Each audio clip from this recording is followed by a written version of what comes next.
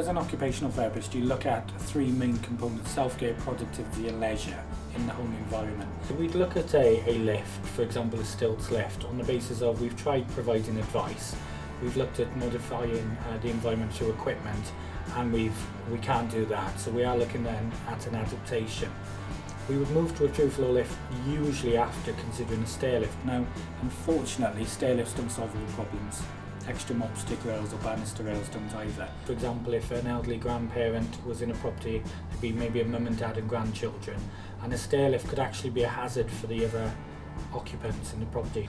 So it's good to then look at a through floor lift. Now, quite a few years back, a through floor lift would be a huge hole in the ceiling, would cause a lot of problems and could be 25, 30,000. Well, obviously people can't afford to pay that, and even the means tested grants don't cover that.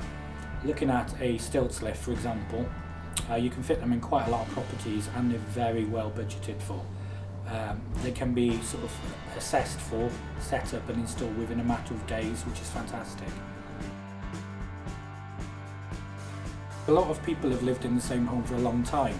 So if you've lived in the same neighbourhood for 25 years, for example, we're in Cardiff, there's a lot of people we visit in the Welsh Valleys. They might have 5 or 6 family members in that vicinity. The GP knows them, knows the family. If you're having to go into that property and you can't build an extension or do anything for them, and a stair lift isn't appropriate because maybe an old miners type property where you can't do anything with the stairs, being able to put a through floor lift in means you can keep them at home. And essentially our job is to enable somebody, regardless of disability or impairment, to stay at home.